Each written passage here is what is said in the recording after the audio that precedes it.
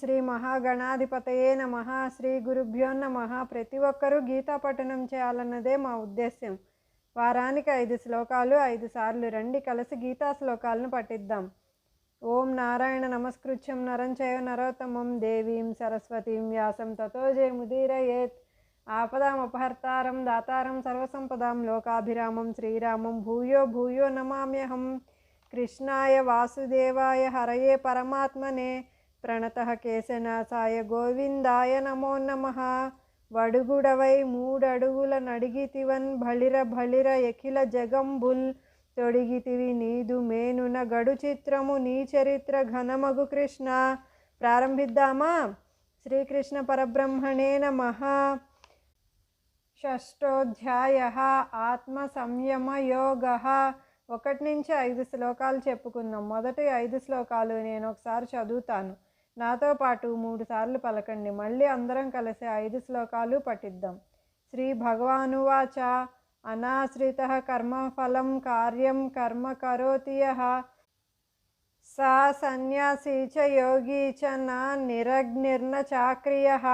యం సన్యాసమితి ప్రాహుర్యోగం తం విద్ధి పాండవ. నహ్య సన్యస్త సంకల్పో యోగి భవతి కశ్చన. ఆరురుక్షోర్మునేర్యోగం కర్మ కారణముచ్యతే. యోగారూఢస్య తస్యైవ శమః కారణముచ్యతే. యదా హినేంద్రియార్థేషు న కర్మ స్వనుషజ్యతే. సర్వసంకల్ప సన్యాసీ యోగారూఢస్తదోచ్యతే. ఉద్ధరేదాత్మనాత్మానం నాత్మానమవసాదయేత్. ఆత్మైవ హ్యాత్మనో బంధురాత్మైవ రిపురాత్మనః. అనాశ్రితః కర్మఫలం కార్యం కర్మ కరోతి యః సా సన్యాసీ చ యోగీ చ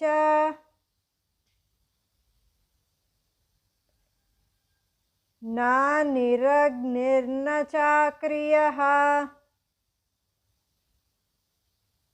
అనాశ్రితః కర్మఫలం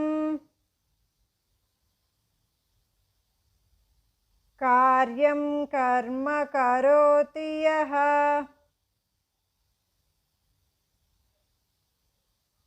సా సన్యాసీ చ యోగీ చ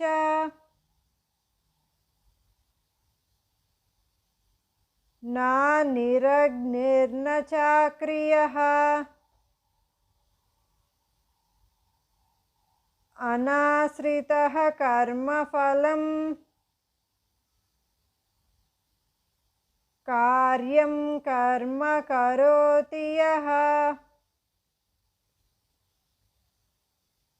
సా సన్యాసీ చ యోగీ చ నా నిరగ్నిర్న చాక్రియః. యం సన్యాసమితి ప్రాహు యోగం తం విద్ధి పాండవ. నహ్య సన్యస్త సంకల్పో యోగీ భవతి కశ్చన. యం సన్యాసమితి ప్రాహు యోగం తం విద్ధి పాండవ. నహ్య సన్యస్త సంకల్పో యోగీ భవతి కశ్చన. యం సన్యాసమితి ప్రాహు యోగం తం విద్ధి పాండవ. నహ్య సన్యస్త సంకల్పో योगी भवति कश्चन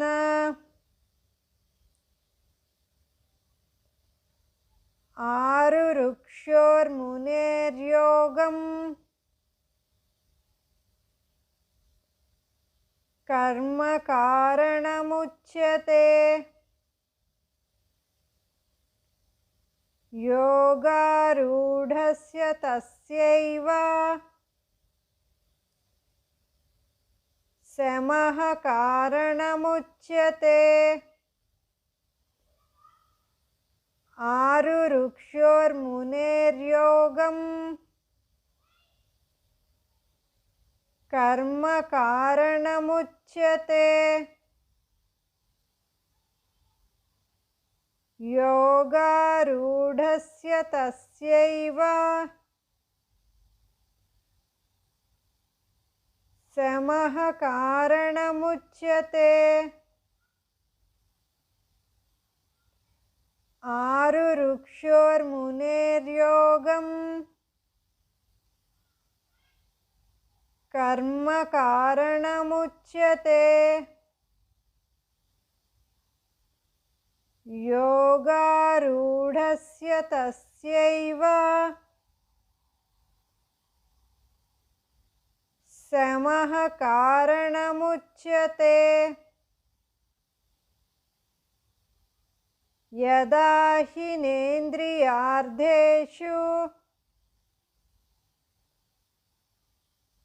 न कर्मस्वनुषज्यते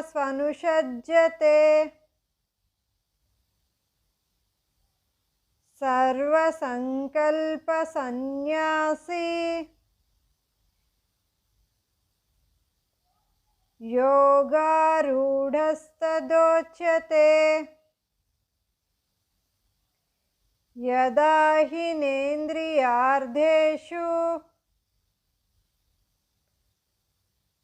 न कर्मस्वनुषज्यते सर्वसंकल्पसन्न्यासी योगारूढस्तदोच्यते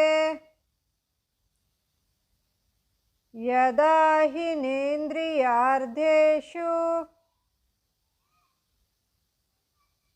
न कर्मस्वनुषज्यते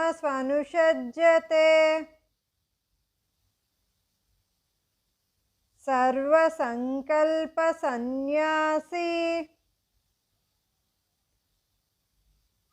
योगारूढस्तदोच्यते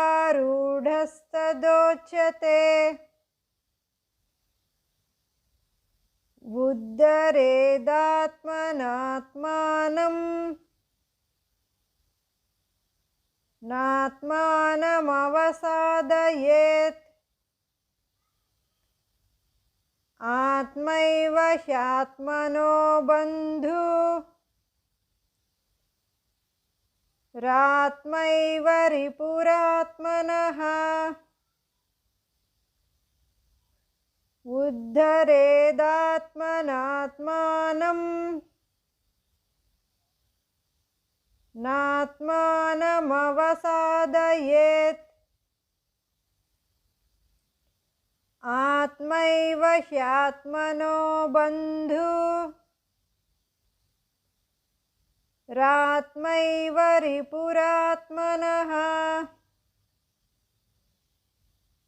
उद्धरेदात्मनात्मानम् नात्मानमवसादयेत् आत्मैव ह्यात्मनो बन्धु रात्मैव रिपुरात्मनः।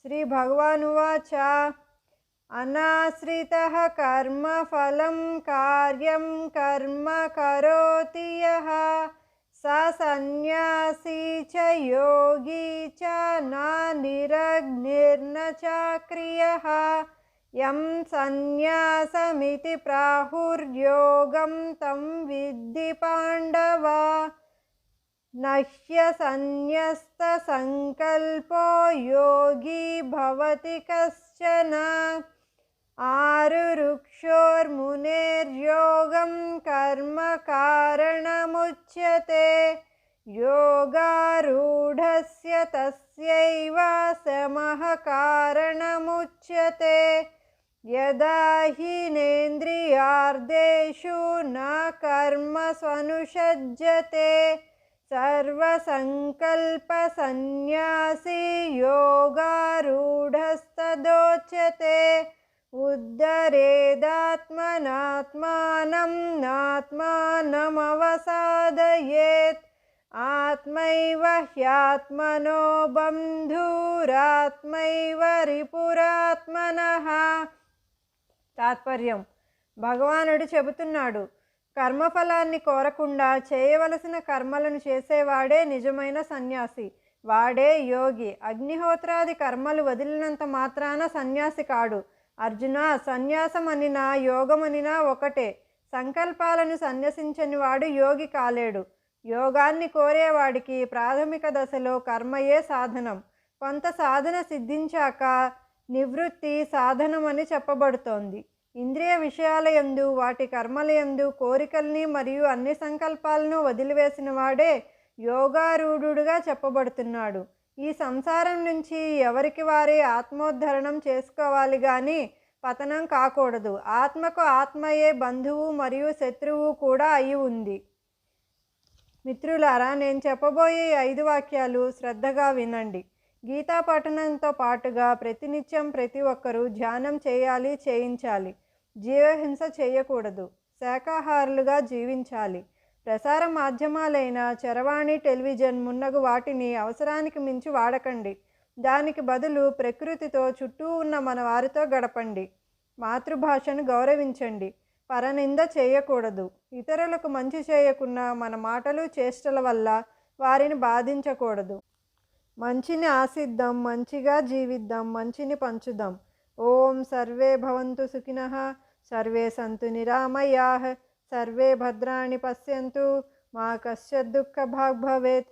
సర్వం శ్రీకృష్ణ చరణారవిందార్పణమస్తు. స్వస్తి.